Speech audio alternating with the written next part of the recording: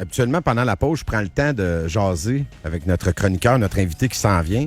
Juste checker si tout est beau. Mais là, je fais confiance à Max pour le son. Mais là, d'ailleurs, Vincent devait se demander, voyons, il boude dessus. Non, je boudais pas. C'est juste qu'ici, on n'est pas à Radcan. On n'a pas 12 recherchistes pour nous sortir des cotes. Et je voulais absolument, avant de jaser avec Vincent Geloso, pour le bénéfice de la discussion, rejouer un extrait qui date un peu. 2023. Puis je l'ai vu ressortir une couple de fois depuis l'effondrement de l'histoire de Nordvolt. Vous pourrez dire que vous l'aviez déjà entendu. Vous pourrez dire, « Hey, my God, est-ce un prophète? » Non, c'est Vincent Geloso. Voici Vincent Geloso qui jase de Nordvolt alors que tout le monde tripait sur Nordvolt. Tout le monde était convaincu qu'on avait affaire à une nouvelle Bay James. Donc voici, avant de lui parler dans le réel, Vincent Geloso en 2023, alors qu'il s'adresse à M. Daniel Breton. Il n'y a aucune différence présentement entre le Gérald Tremblay, qui était ministre de l'Industrie dans le temps qui était libéral, et Pierre Fitzgibbon, puisque le premier nous avait donné et promis des projets historiques qui ont floppé à toute fin pratique, comme tous les autres projets qui nous ont été dits historiques. Et on peut nommer une litanie de celles-ci, la Métaphoria, Gaspésia, Magnola, la cimenterie mécaniste, Sidbeck, Trécophile, Cité du commerce électronique, même l'industrie automobile a été subventionnée par le gouvernement québécois. Et dans tous ces cas-là, ça a été des flops monumentaux qui ont juste alourdi le fardeau fiscal des Québécois et qui ont créé une dette qui était plus importante pour les générations futures. Si on pouvait subventionner notre chemin vers la prospérité, on le saurait. Vincent Geloso, des fois, te fais-tu peur à toi-même? Écoute, quand j'étais petit, mon père disait que j'avais pas besoin de montrer aux gens que j'étais intelligent. J'avais juste besoin de faire des choses intelligentes, puis ça parlerait de lui-même. Puis il rajoutait à tout ça tout le temps l'idée que un told you so, I told you so, te coûte très, très cher. Oui.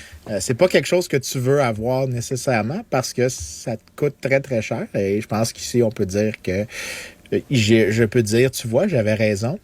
Mais tu vois, j'avais raison, a coûté quand même 500 millions à peu près. Ben, si tu rajoutes le terrain, on est à 740. Ah, écoute, c'est...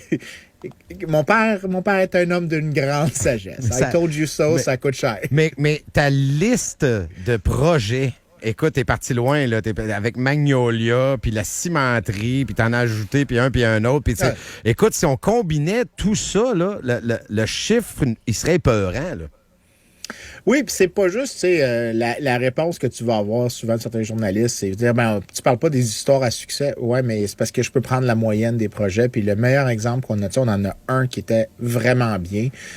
T'avais une société d'État pendant longtemps qui faisait des distributions de capital du venture capital, comme on dit en anglais, à des compagnies privées, des petites PME québécoises.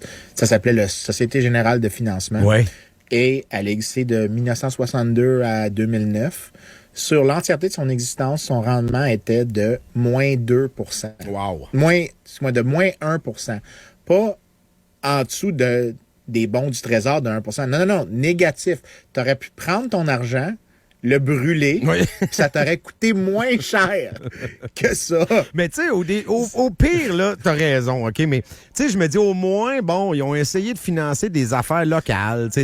Là, on est parti de ça, puis on l'a boosté aux stéroïdes. Là, écoute, là, on envoie des milliards, des centaines de millions à des compagnies déjà milliardaires des fois même. Puis tu sais, on dirait que c'est devenu orgiaque comme comportement. On va en mettre le plus possible, puis même qu'on se trouve bon, on va l'annoncer, puis on va aller dans les journaux, puis on va faire des conférences de presse. Hey, les signatures avec le gars de Nordvolt, c'était en direct à télé, là. Oui, mais tu sais, la raison que je te mentionnais, la SGF, c'est parce que si tu prends la moyenne puis que tu vois que c'est des échecs comme ça veut dire que c'est pas juste un truc occasionnel. Ça veut dire que généralement, il doit y avoir un processus qui se produit où les compagnies qui postulent pour ces genres d'aides-là, comme Nordvolt, qui veut avoir les traitements de faveur de l'État, c'est des entreprises qui se spécialisent dans le politique, mais pas dans l'entrepreneuriat en soi.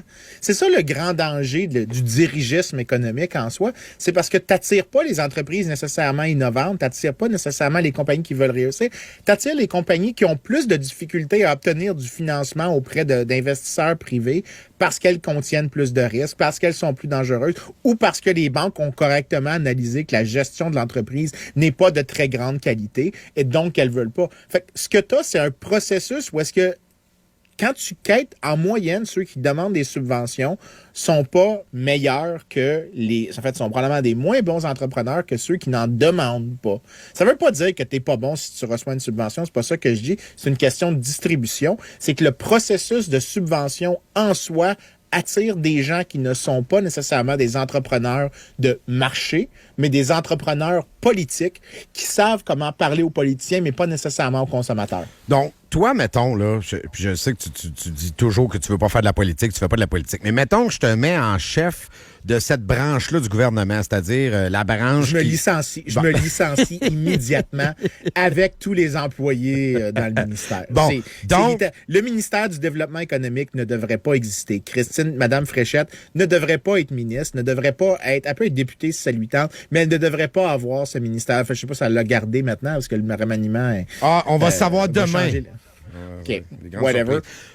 Ce ministère-là ne devrait pas exister. C'est un ministère où est-ce que ce que tu vois, c'est un échange entre les politiciens qui veulent couper des rubans pour apparaître dans le show de Gérald Filion, puis avoir une clip, puis apparaître comme « Oh, regarde, comme je suis un bon innovateur », et des gens qui veulent des traitements de faveur politiques. Ce n'est pas, par contre, comme ça qu'on génère de l'activité économique, de l'investissement, de la croissance. Généralement, la meilleure solution, la meilleure politique industrielle, c'est de ne pas avoir une politique industrielle, de laisser un terrain fiscal qui n'avantage pas une personne au détriment d'une autre, qui met le moins de barrières fiscales pour que tout le monde puisse s'essayer. Et ce qui reste, c'est ceux qui sont les meilleurs, ceux qui sont capables de produire des biens innovants, des services de qualité, des services à bas prix et qui attire la loyauté des consommateurs. Mais tu sais, on est dans un monde où on dit capitaliste, puis les gens figent, puis ils disent ça c'est mauvais. Là, on met des mots à côté comme Satan, Hitler, tu comprends? C'est comme une espèce de... Je sais pas comment le dire, une disformation. Là. C'est une espèce de tu sais, on pense que tout est mal là-dedans, donc on pense évidemment que le gouvernement est bon. Donc, je prends ton point.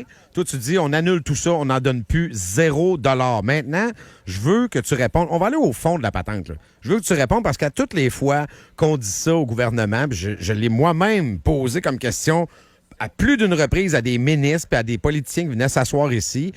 Pourquoi vous faites ça? Pourquoi vous arrêtez pas? Et la réponse, je te la livre. Je veux savoir ce que toi, tu répondrais à ça. On nous dit, si on le fait pas, ils vont aller ailleurs parce qu'ailleurs, ils le font. Là, ça devient un pète puis répète. Donc, si moi, je donne pas 20 millions, l'autre va en donner 15 puis il va aller ailleurs. Donc, il faut donner plus pour les attirer ici. Est-ce qu'il y a quelque chose à répondre à ça? Non, en fait, oui, il y a quelque chose à répondre, puis c'est le commentaire le plus abruti que tu peux dire qui est fait parce que ça tient pas compte du coût de la subvention. C'est-à-dire que pour subventionner, tu dois taxer. Si tu dois taxer, tu dois éliminer des entreprises qui existent au Québec qui pourraient émerger si elles n'avaient pas à labourer sous une forme de taxation plus élevée. Fait que, ce qui se passe ici, là, c'est un vieux terme pour ça s'appelle la fallacie de la vitre brisée. C'est-à-dire que c'est comme si tu disais, j'ai lancé une pierre dans la fenêtre de mon voisin. Mon voisin devra dépenser pour aller chez le vitrier. Le vitrier devra dépenser ensuite chez le cordonnier, ouais, etc., etc. Et là, ça se multiplie. Mais ce qu'on réalise pas, c'est que si tu n'avais pas cassé la fenêtre pour commencer, moi, je pourrais dépenser mon argent chez le cordonnier moi-même, le dépenser ailleurs. Ouais. Le cordonnier aurait eu cette somme-là. Donc, ce que tu fais, c'est que tu détruis de la ressource via la taxe de la richesse, via la taxation. C'est pour ça que ce que je dis, c'est que tu ne crées pas de la richesse en subventionnant parce qu'il y a un coût à la subvention. Tu l'attribues à des gens, à des entreprises qui ne sont pas nécessairement des entreprises innovantes, des gens qui se spécialisent à faire plaisir aux politiciens. Et tu encours aussi le coût de la taxation, c'est-à-dire moins d'investissement, moins d'épargne, moins de travail, donc une économie qui est plus petite. On serait mieux de dire le ministère du Développement économique est aboli au complet. Chaque dollar de subvention éliminé avec Investissement Québec, toutes les agences qui viennent avec, chaque dollar devient une réduction de la taxe sur le bénéfice des sociétés, de telle sorte à ce qu'on fasse ce que l'Irlande a fait, et l'Irlande n'a pas besoin de subventions pour attirer de l'investissement. Pourquoi? Parce qu'elle a un taux de taxation sur l'investissement qui est tellement bas que les gens veulent aller en Irlande, peu importe ce que le gouvernement fait. Ce que je dis, faisons ça, faisons une politique où est-ce qu'on met un fardeau fiscal le plus bas possible et qu'après ça, on laisse les meilleurs entrepreneurs dominer le marché. Et on peut remercier aussi, puis là, je rajouterai une chose, si les Américains veulent se taxer eux puis se faire mal eux-mêmes, en faisant ça, ils font deux choses. s'ils exportent vers nous, ils réduisent les prix pour nous. Fait que nous, on a plus d'argent à dépenser ailleurs. Ouais. Fait que merci pour la subvention américaine que nous, on n'a pas à payer. Mais en plus, ils taxent leurs investissements à eux. Parce que si tu augmentes le coût de l'investissement aux États-Unis, il y a moins d'investissement qui va vouloir aller aux États-Unis, plus qui va vouloir venir au Québec. Donc, Les ta subventions que les réponse, autres là, pays- ta réponse, là, c'est ils ont juste à y aller, dans le fond. Mais écoute, s'ils veulent faire leurs affaires, c'est leur problème. Les politiques publiques stupides d'un autre pays ne sont pas notre problème. Et c'est surtout pas un chèque en blanc pour que tu fasses des politiques publiques aussi stupides que celle-là. Encore pire. Il n'y a pas de défense des subventions dans les politiques industrielles. Il y a un rôle de l'État dans l'économie à jouer. Ça s'appelle la police, ça s'appelle les cours de justice, ça s'appelle le contrôle de la pollution. Mais ça inclut pas d'essayer de choisir les secteurs innovants parce que la réalité, c'est que c'est toujours des flops. Quand je dis... Puis après ça, ils vont toujours trouver un ou deux qui réussissent ici. Oui. Puis c'est là que je me fâche le plus, c'est que tu vas avoir tout le temps après ça des sycophants dans les médias qui vont dire, mais tu sais, avec le recul, c'était un échec, mais il fallait espérer, il fallait faire... Fallait avoir de l'audace. C'est facile de prendre de l'audace avec l'argent des autres, toute d'une chose, mais c'est qu'on n'est pas face... Quand les gens disent ça, l'idée que mais avec le recul, ça pouvait paraître raisonnable. À l'époque, ça paraissait raisonnable. Non. Ça n'a jamais paru raisonnable parce que le track record, on a toutes les raisons de croire que le processus qui est la logique du dirigisme / le capitalisme de copinage, c'est que ça attire des entrepreneurs qui font de l'entrepreneuriat politique, qui se spécialisent à faire plaisir aux politiciens, mais pas à faire plaisir aux consommateurs, de faire plaisir aux investisseurs. Ce sont des entrepreneurs, en fait, qui se jouent dans un jeu qui dilapide l'argent des autres sans prendre de risque lui-même. Et si ça fonctionnait, il faut rajouter un fait qui est quand même celui qui parle le plus parmi tous les faits. Le Québec, à lui tout seul, donne à peu près 30% des subventions industrielles au Québec, au Canada. Wow! OK? On fait 20% de l'économie et cette proportion de 30 versus à peu près... Fait qu'on donne toujours à peu près 1,5 fois plus que notre poids économique en subventions. Ben, si ça marcherait, le Québec serait la place la plus riche au Canada. Absolument. Mais l'Alberta, place avec moins de politique industrielle, moins de secteurs ciblés par des aides. Ça ne veut pas dire que l'Alberta ne fait pas de subventions. Ils en font, mais ils en font moins que le Québec, toute proportion gardée. Et qu'est-ce qu'on voit? L'investissement se dirige vers quel endroit? L'endroit où est-ce qu'il y a moins de subventions. Et parce qu'il y a moins de subventions, l'État a moins besoin de taxer. Les taxes sont plus basses, attirent l'investissement. Et qu'est-ce qui fait que ça colle pas? Parce que, tu sais, toi, tu m'expliques ça, c'est clair, c'est bien vulgarisé. Je pense que je me fie sur l'intelligence des auditeurs pour avoir compris, là, mais pourquoi il n'y a pas un parti politique qui récupère ça? Qu'est-ce qui fait que les gens, ça devient secondaire, même, je te dirais même optionnel de réfléchir à ça quand on va voter? Là, on va aller voter sur François Legault qui va nous dire qu'il va faire un ménage d'un fonctionnaire. Là, écoute, ça fait depuis que je suis né que j'entends des politiciens dire qu'ils vont faire un ménage, puis ça finit jamais. T'sais. Pourquoi ça devient pas un enjeu? Puis pourquoi il n'y a pas un parti politique? Même le Parti conservateur va pas aussi loin. Puis je trouve qu'il y avait une bonne traque. Là, il disait, on va peut-être abolir la SAQ, on va remettre ça au privé pour les assurances, même si c'est un no-fault, c'est faisable, ça se fait ailleurs. Pourquoi il n'y a pas un parti qui ramasse ça? Il me semble que c'est vendeur. Parce qu'il y a un cercle vicieux entre les politiciens qui est que en fait, puis quand on regarde les bénéfices électoraux de donner des subventions, il n'y en a pas. Par contre, l'affaire, c'est que si toi, tu dis que tu les donnes pas, puis que l'autre les donne, l'autre a le bénéfice. Fait que si tout le monde... C'est comme une sorte de jeu de... Il faut qu'il y ait quelqu'un qui blink, le premier qui cligne des yeux puis qui dit « je ne veux pas donner de subvention », l'autre qui promet se met à avoir des rendements politiques. Wow. Fait qu'il faut que tu le fasses aussi pour pas que lui le fasse puis que lui gagne contre toi.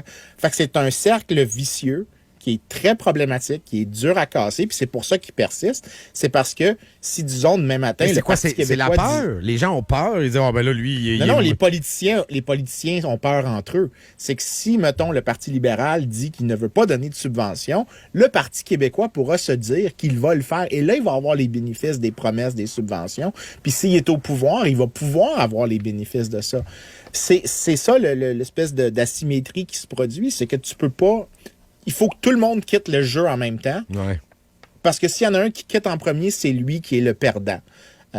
Donc, c'est un jeu très pervers. Un cercle vicieux. C'est pour ça que je dis qu'il y a deux manières de casser ce jeu pervers. C'est soit que comme électeur, on dit non, ça ne marche pas. Donc, il y a un shift idéologique contre l'étatisme, le dirigisme, ou bien on fait passer, le parti qui est au pouvoir, fait passer une règle constitutionnelle ou quelque chose qui empêche ce genre de choses-là, qui limite la quantité qui peut être donnée et donc qui fait en sorte que tout le monde joue le même jeu en même temps. C'est les deux seules manières de quitter le jeu pervers dans lequel on se retrouve. Il y a une troisième manière qui est celle qu'on se retrouve dans la situation argentine. Je pense pas qu'on est là. En fait, quand je dis je pense pas, c'est du sarcasme. On n'est pas là du tout. Parce que mais tes deux premières manières, on dirait que dans le réel, je trouve qu'elles sont difficilement applicables. Ta dernière, c'est la plus réaliste, c'est-à-dire quand tu touches le fond, mais c'est plate qu'il faut toujours arriver au fond pour se donner une swing. C'est fait, on est fait de même. Écoute, malheureusement, oui, mais en même temps, il y a eu des épisodes dans l'histoire, encore une fois, dans lesquels les gens ont fait le recul avant. Ouais. Avant que le mur soit... Avant que nous rencontrions le mur, il y a eu des épisodes de réforme qui se sont passés. C'est pas impossible.